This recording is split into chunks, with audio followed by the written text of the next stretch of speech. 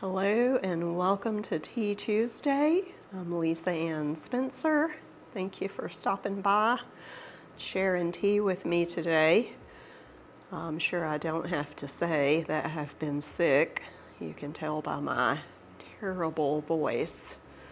I told my children I'm going to make a video today. I always tell them because sometimes they like to clear out. Used to they like to come and participate a little bit, but they seem to like hide away like little hermits these days. But anyway, I said I'm going to be making a video today, and they said, "You sound terrible." It's like, yeah, I know. This is real life though. So first of all, I want to say thank you to Life with Patty and Kathy's Favorite Things. They are the host of the open collaboration called #TTuesday. So be sure to check out their links in the description box below. You can see, maybe, let me clear some of this stuff out of the way. I'm actually using a tea bag today. And I'm not using any like special china or tea sets today because I am drinking organic Echinacea Plus, trying to do some, cold treatment. Today is my first day of feeling better. I've been running a fever for 3 days, and that broke sometime yesterday evening or in the night, and so I feel tremendously better. It's been a miserable 3 days, but I'm glad to be better today and be able to have tea time with you and share a Bible study tip. So my little teacup that I have here today was a gift. Let me look at the name on the bottom. Independence Ironstone. So y'all have probably seen the Ironstone cups before. Some of the writing is very faded. Castleton, and it's made in Japan. I mentioned to you a couple of Tea Tuesdays ago that I had helped care for an elderly lady in our church, and I'd gotten the tea strainer from her, and these cups also came from her. When I would go to her house and sit with her, I would make myself coffee. She didn't drink coffee much in her old age, but she did in times past, and I would always choose this cup. It was my favorite, and she said she really liked these cups, so of course they remind me of her, and I thought I would take two. So I have the empty one here, and again, I'm thinking of my friend Miss Mary, 99 years old, and she's gone to be with the Lord. She was a saved woman. She was very encouraging in our church, and in fact, she drove. She was 99 years old and driving, and took a sudden downturn. She was always in very excellent health, but a very independent woman and a very encouraging. She still made it a point to hand out gospel tracts and tell everybody how to be saved, and she was a big encouragement to me and to everybody in our church. So I love, having these little remembrances of her. The scripture says to depart and to be with Christ is far better. Far better than what? Far better than everything. So I know that for the young, many people think, well, I have my life to live and, to marry and have children and have my own house and get a career. And those things are neat, and everybody should, plan to live their life. But whatever thing that you think on and that makes you excited and motivates you to go forward, to depart and be with Christ is far better than all that. So it's not bad to desire those things, but do desire Christ even more. I'm going to add some honey to my Echinacea Plus here, just a little bit, usually about a half a teaspoon. And take a sip to maybe relieve my throat a little bit. I'm surprised I've made it this far without having to hit the edit button for coughing or sneezing or whatever. I hope it's not too offensive to you to hear my nasally voice with my cold. You know, you've been there. It happens. I think it's still a little too hot to taste it. I'm going to get a little sip with my spoon. Yeah, all right. I think I'll try it.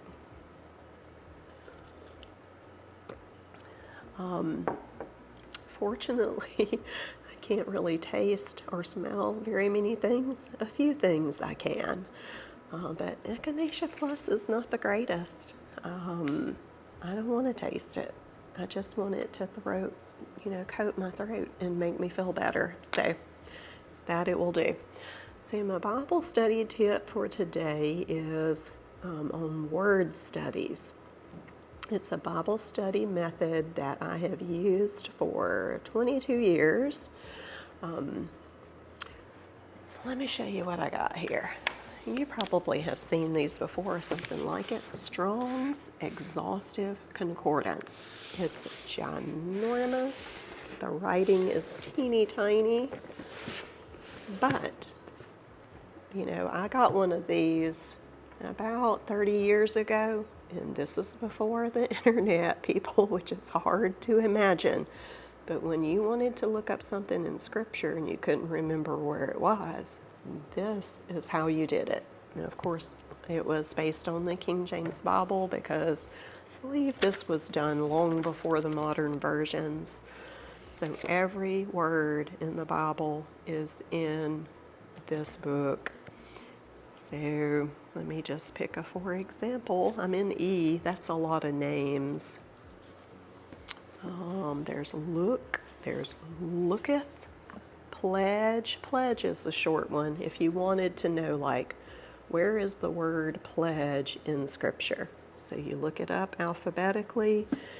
Here it is. It gives you a little brief. Like the first one says, she said, wilt thou give me a pledge? And that is found in Genesis 38:17. And then it gives you a cross-reference number, 6,162. But you will find that in the back. There's a Hebrew section and a Greek section. So, of course, Genesis being in the Old Testament, it would be Hebrew. So you go back to the end, you find the cross-referencing number, and it tells you the root word, where else it's used in Scripture, and what the word means. So it's a very handy tool. And this thing weighs, 8 pounds maybe. So 20 years ago, here's my cat begging to get out. Excuse me while I go let the cat out. Okay, so about 20 years ago, 22 years ago, I had just had my third baby. My husband had just accepted a new job in Wisconsin, and we lived in Alabama. So we sold our house, and I went and stayed with my in-laws for the summer while my husband moved up to Wisconsin, got it situated, found us a house, that sort of thing. So I spent the summer there, and I went to a bookstore and found this complete word study Bible and reference CD. So basically, it's everything in here plus several other books, like a Greek dictionary, lexicon, I don't even remember what all's on it. And everything is, at the touch of a button. You pop the CD into your computer. If you want to look up the word pledge, it pops up. It has little the Strong's concordance numbers. You click that, it takes you to the dictionary. It was a lovely thing. So about 22 years ago, I started using this. And now, of course, you know that you have all these apps available. My two favorite ones are Bible Gateway and Blue Letter Bible. So I like them for different reasons. But what I did learn is that a good way to study your Bible is by doing word studies. So, for example, every day when I wake up and do my Bible reading time, I read a psalm, I read a proverb, and then I read 3 chapters out of the Apostle Paul's letters. So as I'm reading, I'll come across a word, and it's crazy because I've been doing this for over 20 years. I'll notice a word that I had not really, there's my bird clock, just sip my tea. Does anybody else out there have bird clocks? My husband got me the bird clock as a gift like 26 years ago for Christmas. I remember because our first little boy, our first child, he was a baby that year, and we've had it ever since. And the birds are so lifelike that our cats would always try to come in and get the bird off the clock. Anyway, I like it. It has a different bird every hour, but it's always at an inconvenient time. Anyway, what was I saying? Let me drink some more tea. Word studies. So I'm reading in the book of Proverbs, and I'll come across a word that I haven't it's not that I've never seen it or never read it, but it stands out to me. And I'm like, how strange that I haven't noticed that before. So then I'll choose that word and I'll do a word study. I'll pull up my Bible Gateway, type that word in. And so just for example, yesterday I was listening to a study on Genesis, and the pastor quoted Hebrews where by faith, God framed the worlds. And I'm like, ooh, framed. Wonder how that's used. So you just type in frame, and there's really not that many. I think maybe there were about 10, if I'm not mistaken. So I'm like, I want to study and see how that word is used through Scripture. So that's what I'm talking about. You just type it in, and it's a good Bible study method. So anything that you're interested in and you want to know, does the Bible talk about this, then just use your Bible study, your Bible concordance, your word study apps, and those will, help you, assist you in your daily Bible study. So I hope that tip is helpful to you. If you have any Bible study tips, that you like to share, please list those in the comments below.